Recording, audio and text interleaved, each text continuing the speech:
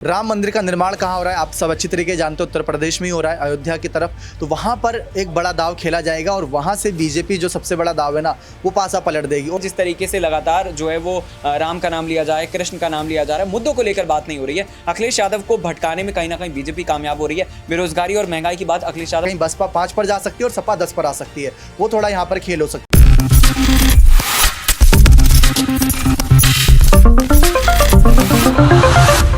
नमस्कार, मैं प्रांशी राठौर और आप देख रहे हैं नेक्स्ट 9 न्यूज। एक बार फिर से स्वागत है हमारे स्पेशल प्रोग्राम आमने सामने में, जिसमें हम चर्चा करने जा रहे हैं यूपी की सियासत के बारे में।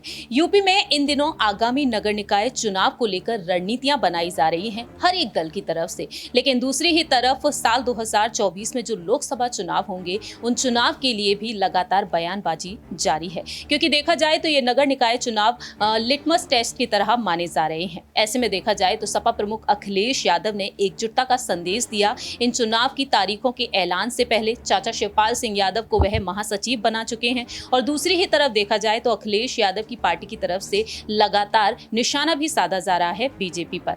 वहीं बात की जाए बीएसपी सुप्रीमो मायावती के बारे में, तो मायावती ने हाल ही में अपने जन्मदिन के मौके पर यह ऐलान कर दिया, चाहे नगर निकाय चुनाव हो चाहे लोकसभा चुनाव हो, लेकिन पार्टी किसी भी दल के साथ गठबंधन नहीं करेगी। क्योंकि बीएसपी के साथ गठबंधन को लेकर सुहेलदेव भारतीय समाज पार्टी के अध्यक्ष ओम प्रकाश राजभर ने भी कहीं ना कहीं इशारा दे दिया था। ओपी राजभर जो एक वक्त बीजेपी के साथ जुड़ते हुए नजर आए, तो वहीं सपा के साथ भी, लेकिन अब उन्होंने यहां पर बीएसपी के साथ जुड़ने का भी इशारा दे दिया था। लेकिन दूसरी ही तरफ देखा जाए तो यहां पर सीएम योगी आदित्यनाथ के नेतृत्व में जो रणनीतियां बनाई जा रही हैं, उनसे कहीं ना कहीं यही साबित होता है कि उत्तर प्रदेश में जो 80 सीटें हैं, उन पर जीत हासिल करने के लिए बीजेपी पूरे दांवपेच तो खेल रही है, लेकिन कहीं ना कहीं यहां पर मायावती और अखिलेश यादव की मुश्किलों को भी बढ़ा रही है।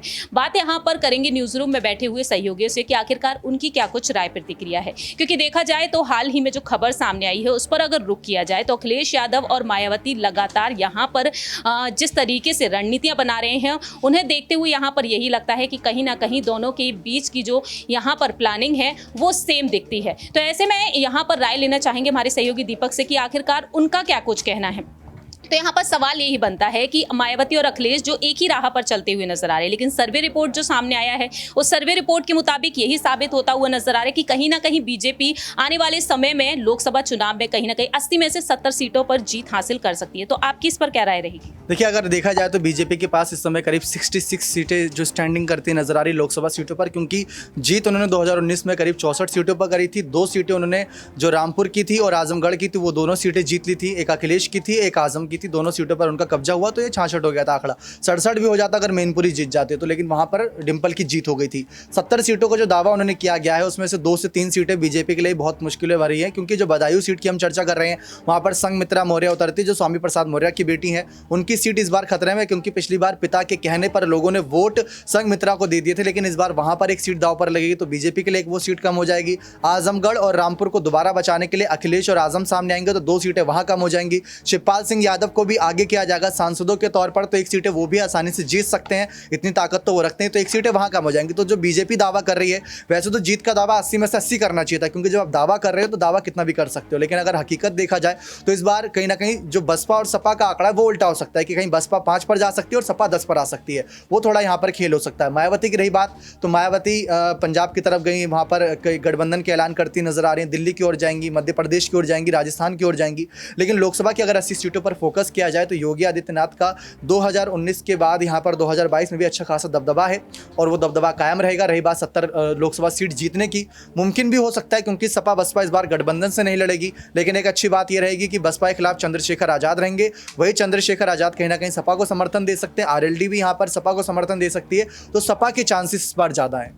लेकिन देखा जाए तो यहाँ पर सर्वे रिपोर्ट के मुताबिक 70 सीटों का आंकड़ा आया है और केशव प्रसाद मौर्य 80 की 80 लोकसभा सीटों पर जीत हासिल करने का दावा कर रहे हैं। मार्च के महीने में अखिलेश यादव जो दौरा शुरू करने वाले हैं 80 लोकसभा सीटों पर, और वहीं फीडबैक लेंगे शिवपाल सिंह यादव। तो आपको लगता है कि क्या वाकई में अखिलेश यादव को उस दौरे का यहाँ पर कोई बड़ा फायदा मिलेगा, या फिर यहाँ पर ये नए समीकरण बन रहे हैं कि प्रियंका गांधी की टीम का गठन यहाँ पर किया जा रहा है, तो महागठबंधन यहाँ पर हो सकता है? क्या यहाँ पर महागठबंधन चुनौती दे सकता है बीजेपी को? देखिए, महागठबंधन 2014 में भी, 2019 में भी, 2022 में भी हमने सब हर तरफ महागठबंधन का नाम हर बार सुन रहे हैं, लेकिन महागठबंधन इतना कारगर नहीं होता।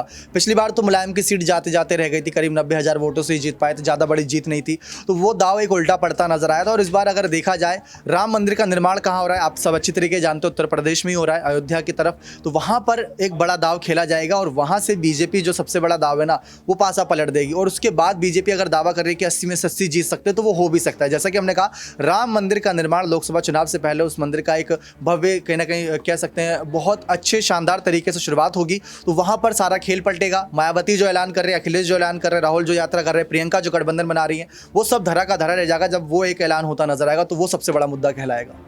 जाहिर सी बात है, यहाँ पर देखा जाए तो राम मंदिर पर जो फैसला आया था कोर्ट का, उस फैसले के बाद अगर राम मंदिर वाकई में 2024 से पहले तैयार होता हुआ नजर आता है तो जाहिर सी बात है यहाँ पर बीजेपी को एक बड़ा फायदा मिल सकता है। तो यहाँ पर राय रहेगी हमारी कपिल से कि आखिरकार उनका क्या कुछ कहना है। नगर निकाय चुनाव को लेकर मायावती ने जो दावा किया है, मायावती यहाँ पर एक ऐसे कैंडिडेट को चाहती हैं कि जो ईमानदार रहे पार्टी के लिए, बेशक पार्टी की हार हो लेकिन वह पार्टी से बाहर जाते हुए नजर ना आए, जिससे कि यहाँ पर उन्हें कुछ इनाम भी दिया जा सकता है। दूसरी ही तरफ देखा जाए तो अखिलेश यादव यहाँ पर बड़े बड़े दावे कर रहे हैं। नेताजी के सपने को वह पूरा करना चाहते हैं। लोकसभा चुनाव के दौरान वह पार्टी को नेशनल लेवल पर पहुंचाना चाहते हैं। तो क्या अमित शाह, पीएम नरेंद्र मोदी और जेपी नड्डा की रणनीतियों के बीच यहाँ पर वह सफल होते हुए नजर आ सकते हैं? जिस तरीके से यहाँ पर राष्ट्रीय कार्यकारिणी में अखिलेश यादव ने जिन नेताओं को जगह दी है, बीएसपी से आई हुई नेताओं को, और साथ ही साथ यहाँ पर देखा जाए स्वामी प्रसाद मौर्य की जो विवादित टिप्पणी है वो कहीं ना कहीं उनकी मुश्किलों को बढ़ा भी रही है। तो आप इसे किस तरीके से देखते हैं? देखिए, स्वामी प्रसाद मौर्य का जिस तरीके से आपने जिक्र करा, मुझे लगता है अखिलेश यादव को इससे कोई नुकसान नहीं हो रहा है बल्कि फायदा हो रहा है।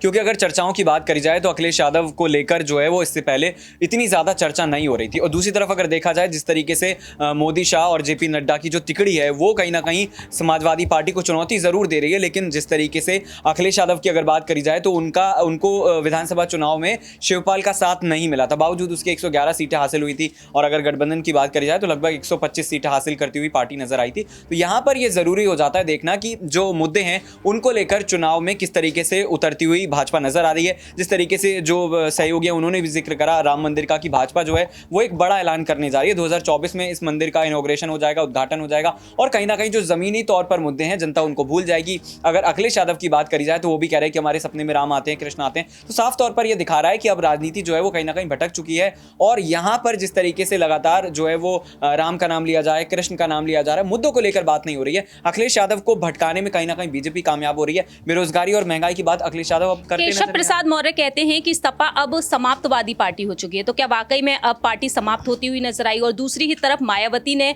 लोकसभा चुनाव को लेकर जो हुंकार भरी है, अचानक से उपचुनाव में वह उतरी नहीं लेकिन नगर निकाय चुनाव में उतर रही है, लोकसभा चुनाव में उतर रही हैं, तो क्या मायावती यहाँ पर सफल होती हुई नजर आएंगी? देखिए, मायावती की अगर बात करी जाए तो वो आप अपनी जुबान से कह रही हैं कि वो उतर रही है, लेकिन उनके कैंडिडेट्स कितने हैं? ऐसे अगर हम उंगलियों पर या फिर हाथ पर अगर देखें कि कितने कैंडिडेट्स हैं तो यहाँ पर नाम नहीं पता चल रहा है। हम विश्वनाथ पॉल जानते हैं कि उनके प्रदेश अध्यक्ष है, मायावती का नाम याद आता है, और जो कद्दावर नेता थे वो या तो पार्टी छोड़ चुके हैं या फिर अब मौजूद नहीं है पार्टी में। तो साफ तौर पर कहा जा सकता है जो कड़ी चुनौती है वो सिर्फ अखिलेश यादव से है। मायावती मुझे लगता है कि कहीं ना कहीं बीजेपी को अपना समर्थन दे चुकी हैं, और जिस तरीके से आय से अधिक संपत्ति जैसे कई मामले हैं, फिलहाल दबाव साफ तौर पर मायावती महसूस कर रही है, जिसका असर दिख रहा है। जैसा कि यहाँ पर कपिल ने अपनी बात रखी, अब देखना यही होगा कि आखिरकार मायावती वाकई में यहाँ पर जीत बोलती हुई नजर आएंगी या फिर नहीं, क्योंकि फिलहाल देखा जाए सर्वे रिपोर्ट्स के मुताबिक यहाँ पर बीजेपी की जीत तय बताई जा रही है। अब देखना यही होगा जब तकरीबन 17 महीनों बाद लोकसभा चुनाव होंगे साल 2024 में, आखिरकार बीजेपी यहाँ पर किस तरीके से जीत बोलती हुई नजर आएगी। लेकिन आपकी क्या कुछ राय प्रतिक्रिया है ये आप बता सकते हैं कॉमेंट सेक्शन में। तब तक के लिए आप देखते रहिए नेक्स्ट 9 न्यूज़।